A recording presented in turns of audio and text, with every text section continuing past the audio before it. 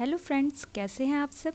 आज हम बात करेंगे शेक्सपियर के एक और कॉमेडी प्ले की जिसका नाम है the two gentleman of Verona. The two gentleman of Verona को लिखा गया था 1593 में।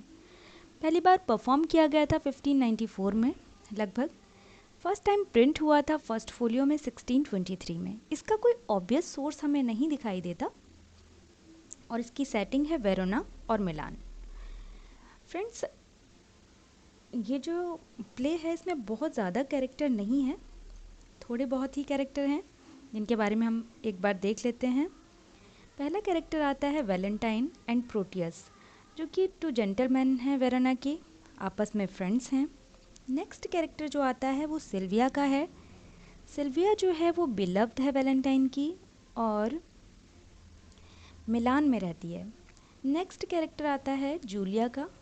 जूलिया जो है वो बिलव्ड है प्रोटियस की, जो वेरोना में रहती है।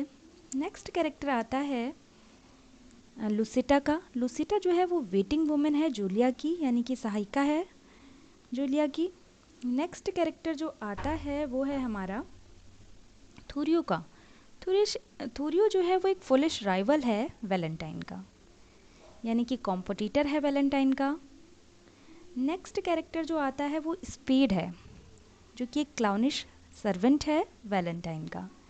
नेक्स्ट कैरेक्टर की अगर बात की जाए तो वो है लांस। लांस एक क्लाउनिश सर्वेंट है प्रोटियस का। नेक्स्ट कैरेक्टर की अगर बात की जाए तो है एंटोनियो, जो कि प्रोटियस के फादर हैं। अब हम बात करते हैं स्टोरी की। कहानी की शुरुआत में दो दोस्त होते हैं जो कि वैलेंटाइन और प्रोटियस हैं। वैलेंटाइन अपनी नॉलेज को बढ़ाने के लिए मिलान जाना चाहता है और अपने दोस्त प्रोटियस से भी चलने को कहता है, परंतु वह जाने से मना कर देता है क्योंकि उसे जूलिया से प्रेम हो जाता है, जो कि वेरोना में रहती है, जिसे छोड़कर वो जाना नहीं चाहता। एक बार प्रोटियस जूलिया का लेटर पढ़ रहा होता है, तभी प्रोटियस के फादर एंटोनियो वहाँ आ जाते हैं और प्रोटियस से कहते हैं कि तुम किसका लेटर पढ़ रहे हो। तो उनसे झूठ बोल देता है, कहता है कि मैं वैलेंटाइन का लेटर पढ़ रहा हूँ और ये भी कहता है कि मिलान में वैलेंटाइन बहुत बड़ा आदमी बन गया है। तो उसके पिताजी कहते हैं कि इसलिए मैं भी चाहता हूँ कि तुम मिलान जाओ। तो वो अपने पिता की बात को टाल नहीं पाता और मिलान जाने के लिए राजी हो जाता है और जूलिया से अपनी रिंग चेंज करके जल्दी मिलने का वादा करके वहाँ से चला जाता है। मिलान में प्रोटियस को देखकर वैलेंटाइन बहुत खुश होता है।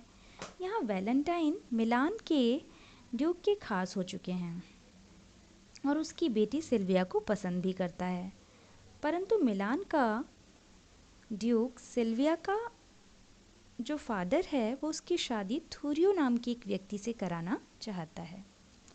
यह बात वैलेंटाइन अपने दोस्त प्रोटियस को बताता है, लेकिन जब प्रोटियस सिल्विया को देखता है तो उसे सिल्विया से प्रेम हो जाता है।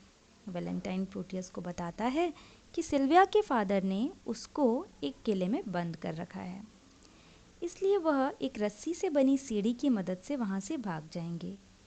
प्रोटियस इस पूरे प्लान में जो भी बातें होती हैं वो सारी जाकर ड्यूक को बता देता है, यानी कि सिल्विया के फादर को बता देता है और वो वैलेंटाइन को पकड़ लेते हैं और मिलान से वैनिश कर देते हैं, अर्थात वैलेंटाइन को मिलान से बाहर निकाल देते हैं।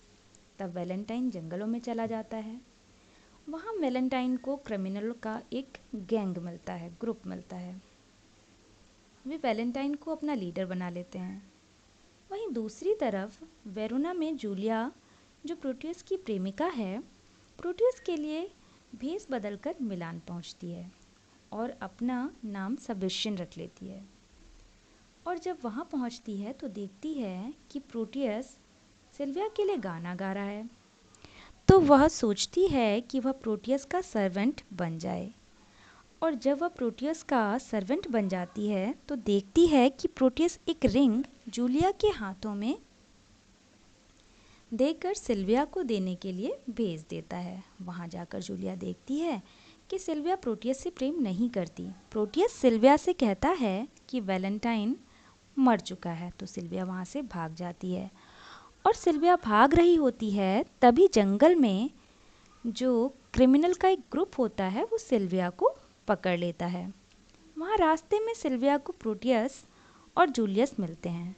प्रोटियस सिल्विया को क्रिमिनल से बचा लेता है और उससे शादी करने के लिए कहता है।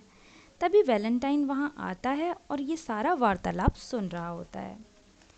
जब सिल्विया उससे शादी करने के लिए मना कर देती है तो प्रोटियस उसका रेप करने की धमकी देता है। यह सब वैलेंटाइन देख लेता है और अपने दोस्त प्रोटियस को भला बुरा कहता है, लेकिन फिर उसका हृदय परिवर्तन हो जाता है और वह प्रोटियस से कहता है कि मैं डाकू बन चुका हूँ, मेरा कोई फ्यूचर नहीं है, तुम सिल्विया से शादी कर लो। लेकिन जूलिया जो सबवेशन बनी है यह सुनकर बेहोश हो जाती है। तभी प्रोटियस उसके हाथ में वह रिंग देख लेता है जो उसने जूलिया को दी थी। तभी वह इसे पहचान लेता है और प्रोटियस को अपनी गलती का एहसास होता है। वह जूलिया से वादा करता है कि वह उससे शादी करेगा। वहीं ड्यूक और थूरियो भी वहां आ जाते हैं, जिन्हें क्रिमिनल पकड़ लेते हैं। वैलेंटाइन थूरियो को कहता है, अगर एक कदम भी आगे बढ़ाया तो मैं तुझे मार दूंगा। यह धमकी सुनकर थूरियो कायरों की तरह वहां से भाग जाता है। यह देखकर ड्यूक भी वैलेंटाइन से इम्प्रेस हो जाते हैं और उसके साथ साथ